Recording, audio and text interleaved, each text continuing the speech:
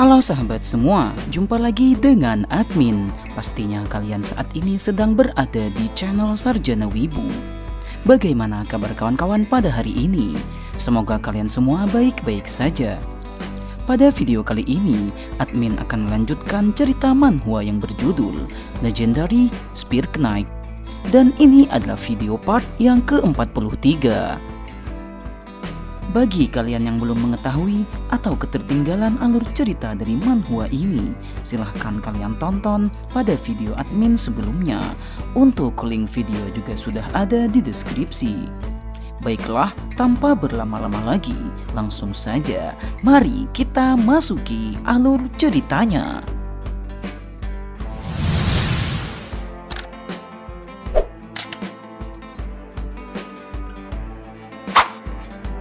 Pada chapter sebelumnya, kita telah diperlihatkan pertarungan yang terjadi antara Draxia Felgress melawan Hero King. Siapa lagi kalau bukan Joshua Sanders? Sempat memperlihatkan kekuatan terbaru dari True Aura. Draxia menyerang Joshua dengan kekuatan penuh dan bertubi-tubi.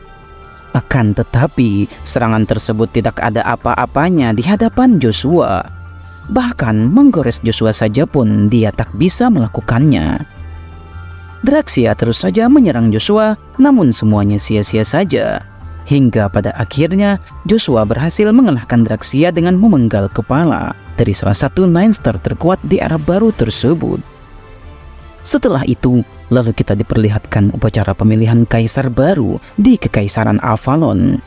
Akan tetapi, Icarus dan kawan-kawan tiba di sana dan menyampaikan informasi bahwa Joshua akan datang saat Bloody of Berserk dan meminta agar menunda terlebih dahulu penetapan kaisar yang baru. Acara tersebut kemudian akhirnya ditunda dan akan ditentukan saat kompetisi Bloody of Berserk dilaksanakan. Cerita kemudian berlanjut pada chapter kali ini. Pada awal mulanya, kita diperlihatkan flashback saat Dr. Trembelin bertemu dengan Joshua di rumahnya. Saat itu, Joshua memberitahu bahwa ada seseorang di belakang Caesar yang bahkan tidak diketahui oleh Kaisar Marcus sekalipun. Nama backingan dari Pangeran Caesar adalah Heimdall, dan dia tahu di mana keberadaan terakhir Yang Mulia Kaisar saat ini. Seketika itu juga, Dr. Trembelin langsung terkejut mendengarnya. Apa mungkin dia adalah pelaku utama dalang dibalik menghilangnya Kaisar Marcus? Tanya Dr. Trembelin. Joshua hanya tersenyum kecil tanpa mengeluarkan sepatah kata apapun. Joshua kemudian pamit dan meminta izin untuk segera pergi dari sana. Namun, Dr. Trembelin meminta Joshua untuk menunggu sebentar. Dr. Trembelin masih belum percaya karena tidak ada bukti yang kuat baginya untuk bisa mempercayai Joshua. Rupanya, Joshua juga telah menyimpan sesuatu untuk memberikan bukti kepada Dr. Trembelin bahwa dia dapat dipercaya. Joshua menunjukkan emblem Kekaisaran Avalon. Joshua menyebut bahwa Caesar pasti memiliki benda yang mirip dengan emblem tersebut. Akan tetapi, milik Caesar itu adalah palsu dan yang dipegang Joshua lah lambang Kaisar yang asli, ucap Joshua. Lagi-lagi Dr. Trembelin dibuat terkejut melihat Joshua memegang lambang Kekaisaran Avalon. Tidak lama lagi, para bawahanku akan menemuimu untuk menentukan tanggal pertemuan kita, Dr. Trembelin. Sampai saat itu, kalau kau masih bingung dengan situasi saat ini, maka aku menyarankanmu untuk mencari informasi tentang Heimdall, ucap Joshua di malam itu. Kembali ke masa sekarang, hingga saat ini Dr. Trembelin masih belum mendapat informasi tentang siapakah Heimdall yang sebenarnya. Tergantung siapa yang memegang emblem kekaisaran yang asli, pedangku akan tahu siapa yang harus ditargetkan, ucap Dr. Trembelin di dalam hatinya. Scenes kemudian memperlihatkan tempat di markas rahasia milik Black Wine. Nampak di sana terjadi pertarungan yang sangat hebat. Bahkan topeng dari tim Black Wine juga ada di sana dan hancur. Para pasukan Avalon melihat ada banyak jejak pertempuran di markas rahasia itu. Menurut informasi yang diketahui oleh prajurit bernama Rangga, bahwa setelah Kaisar Marcus menghilang, pasukan Black Wine juga ikut menghilang. Seseorang kemudian tiba di sana dan berkata, sepertinya ada seseorang yang sedang mengawasi tempat ini. Ternyata orang tersebut adalah Kon Ari. Beliau bertanya kenapa mereka ada di sana, padahal mereka harusnya ada di istana kekaisaran. Katjes mengaku kalau mereka saat ini sedang melakukan patroli dan melihat tempat ini lalu kemudian masuk ke dalamnya. Mereka bertanya kepada Kon Ari apakah beliau mengetahui apa yang telah terjadi di tempat itu. Kon Ari menjelaskan kalau ia datang ke sana setelah merasakan adanya energi assassin yang sangat kuat. Tapi situasi markas sudah seperti ini saat aku tiba di sini, ucapnya. Saat mereka sedang berbicara, tiba-tiba Kon Ari merasakan kekuatan yang hebat. Kon Ari mengetahui arah dari pancaran energi yang sangat kuat ini. Dengan cepat beliau kemudian menghilang dan menuju sumber dari kekuatan hebat tersebut. Katjes kemudian memerintahkan bawahannya untuk segera mengumpulkan pasukan dan segera menyusul Kon Ari. Viper Bison kemudian mendengar suara yang memanggilnya untuk menuju sumber suara. Dia kemudian mengatakan kepada rekannya bahwa ada suara yang mungkin mereka kenali sedang memanggil mereka di sana. Viper meminta rekan-rekannya untuk mengikutinya ke arah suara. Mereka terus saja berlari menuju sumber suara yang ada di dalam hutan. Di sana mereka kemudian bertemu dengan seorang Death Knight atau prajurit mayat hidup. Viper bertanya, apakah kau yang memanggil kami ke sini? Itu adalah Death Knight milik Joshua, yaitu Duk Asma. Dia mengatakan kepada prajurit batalion tersebut bahwa Tuan Joshua akan segera kembali. Mendengar informasi tersebut, mereka pun langsung terkejut karena sudah lama sekali Tuan Joshua menghilang dari bumi ini. Cerita kemudian berlanjut pada chapter berikutnya. Kita diperlihatkan Assassin King yang sedang mengobati luka di tubuhnya. Dia menerima luka tersebut saat berusaha menyelamatkan ibunya Joshua, yaitu Ashiru Van Brighton. Assassin King kemudian mendengar ada seseorang yang mendatangi rumahnya. Dia kemudian bergegas keluar rumah dan membuka pintu. Ternyata yang mendatangi Assassin King adalah Joshua. Joshua sangat berterima kasih kepada assassin tersebut karena telah menyelamatkan ibunya. Joshua telah mengatakan identitas aslinya bukanlah seorang naga, melainkan manusia. Dia juga meminta maaf karena baru menyampaikan hal ini kepadanya. Assassin tersebut juga merasa masih berhutang budi pada Joshua karena sesuatu hal. Tentu saja Assassin King tersebut adalah bangsa elf dan dia sangat berterima kasih karena Joshua telah menyelamatkan suku elf dari pembantaian mage Evergreen. Joshua tersenyum dan menyebutkan bahwa hal itu bukanlah seberapa dibandingkan dengan bantuannya dalam menyelamatkan ibu Joshua. Tentu saja keselamatan ibu Joshua adalah prioritas utama bagi Joshua sendiri dalam dunia ini. Singkat cerita, beberapa hari kemudian, Sins memperlihatkan Colosseum Achadi. Turnamen yang ditunggu-tunggu oleh masyarakat Avalon, yaitu Bloody of Berserk, akan segera dimulai. Pembawa acara pada kali ini mengatakan bahwa sebentar lagi acara hari ini akan segera dimulai. Terlebih dahulu para warga menyapa pangeran yang telah hadir di sana dan mau bersama-sama mengadakan acara ini. Para pendukung Pangeran Kaiser meneriakkan namanya. Dan begitu pula pangeran kedua juga memiliki pendukung yang meneriakkan namanya. Penasihat militer Avalon yang bernama Zigar bertanya-tanya kenapa upacara pemakaman Kaisar Markus malah berubah menjadi perayaan seperti ini. Pangeran Kaiser menjelaskan itu semua karena masyarakat sangat senang karena perang saudara ini akhirnya telah berakhir. Pangeran kemudian bertanya siapa yang akan melakukan duel pertama di turnamen kali ini. Zigar menyebut bahwa mereka memberikan kesempatan kepada orang yang melakukan kejahatan untuk bertarung terlebih dahulu. Apakah maksudmu Joshua dan Caesar? Tanya pangeran kepada Zigar. Rupanya memang benar. Mereka panitia memutuskan untuk memberikan pertunjukan yang diinginkan semua orang pada pertandingan pertama. Pangeran Caesar dan Joshua pasti keduanya ingin membuktikan ketidakbersalahan masing-masing dan akan memulai pertandingan dengan penuh semangat. Tidak banyak orang yang pernah melihat kekuatan sejati dari Hero King. Pangeran menyebut bahwa ini adalah kesempatan bagi mereka untuk melihat sejauh mana kekuatan dari Joshua.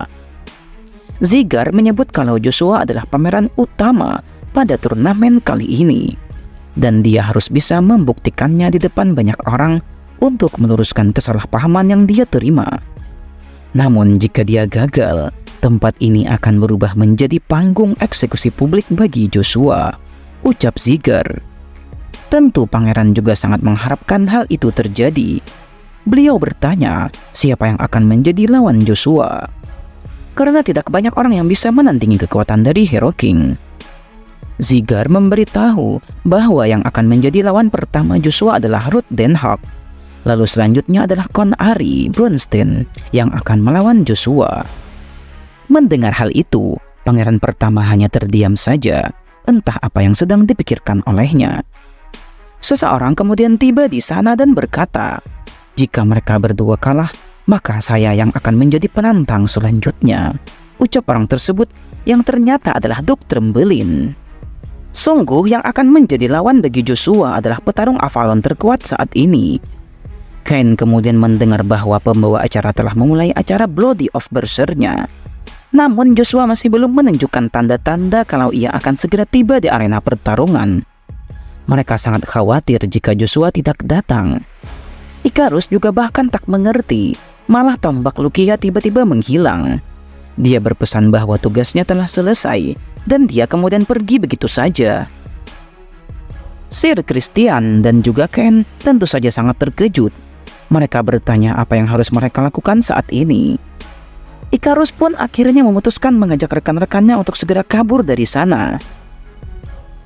Pertandingan pertama adalah pertandingan pahlawan hebat benua yang sudah ditunggu-tunggu.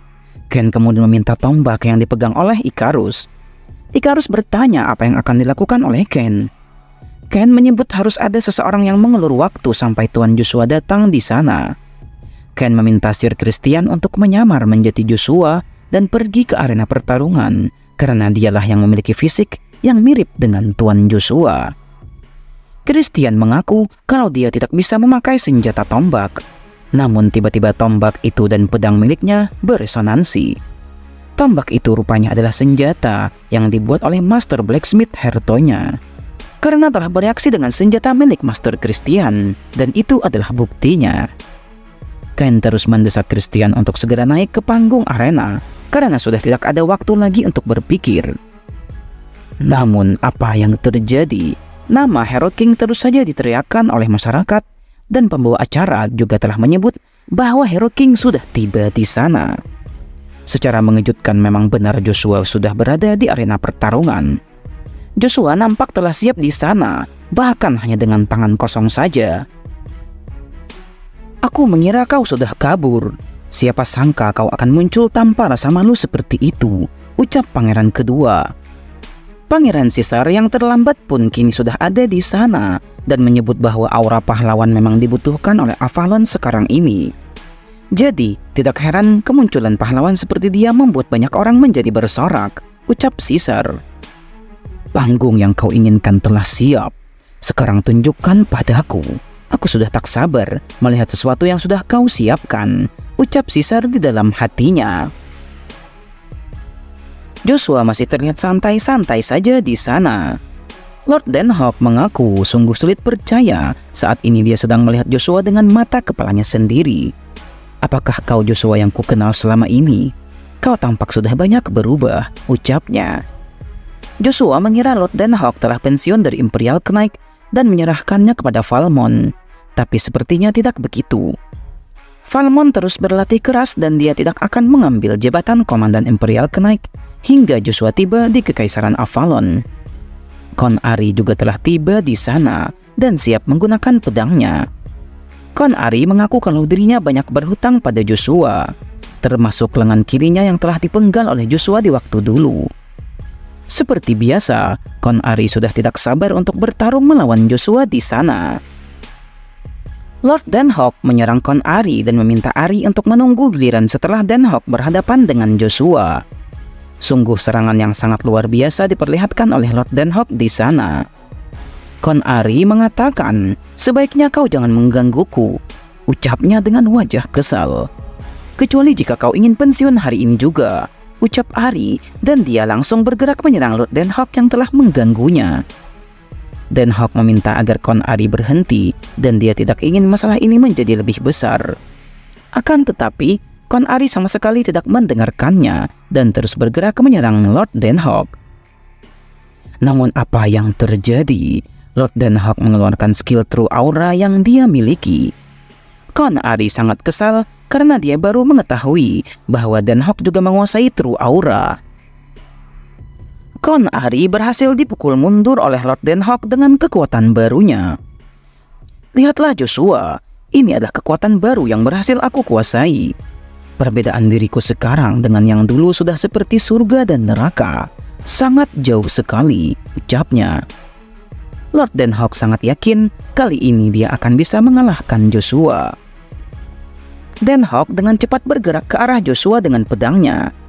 Sir Ken yang telah tiba di sana kemudian memanggil Joshua dan akan melemparkan senjata tombak kepada Joshua. Joshua tersenyum melihat Sir Ken yang melemparkan senjata tombak untuknya. Tombak itu berhasil ditangkap oleh Joshua dan mengeluarkan aura biru yang sangat kuat sekali. Sampai-sampai Den Haag saja langsung terhenti di sana. Ken, kenapa kau melemparkannya dengan sangat keras? Apakah kau ada masalah denganku? Tanya Joshua. Tentu saja sudah sewajarnya kami melakukan itu karena kami sangat merindukanmu, Tuan, ucap Sir Ken. Iya, tentu saja Joshua juga telah merindukan teman-temannya. Dia berterima kasih kepada bawahannya yang telah setia menunggu selama ini. Kon Ari kemudian bangkit lagi dan meminta agar Joshua tidak mengabaikannya karena dialah yang sudah menunggu Joshua di sana. Joshua berkata kalau dia datang ke sana tidak untuk bertarung seperti ini. Hanya saja Joshua mengaku kalau ia datang ke sana untuk mencapai tujuan yang telah dia janjikan kepada teman-temannya. Para pangeran terkejut mendengar apa yang dikatakan oleh Joshua di tempat itu. Joshua menegaskan kalau dirinya datang ke tempat itu hanyalah untuk menjadi Kaisar Avalon. Aku datang ke sini untuk menjadi kaisar baru di Kekaisaran Avalon, ucap Joshua. Entah apa yang akan terjadi berikutnya. Bagaimanakah tanggapan dari para pangeran dan pertarungan seperti apa yang akan terjadi di sana? Sungguh cerita ini semakin menarik untuk kita nantikan bagaimanakah lanjutan ceritanya. Nantikan lanjutan ceritanya pada video admin berikutnya. Dan ini adalah akhir dari cerita pada video kali ini. Bagaimana menurut kalian cerita pada video kali ini? Silahkan kalian tulis pendapat kalian di kolom komentar. Jangan lupa untuk selalu mendukung channel ini dengan menekan tombol subscribe. Bagi kalian yang belum subscribe channel ini, like video ini jika kalian suka, serta bagikan video ini kepada teman-teman kalian. Baiklah, sampai di sini dulu perjumpaan kita pada video kali ini. Admin izin pamit undur diri dan admin ucapkan terima kasih banyak.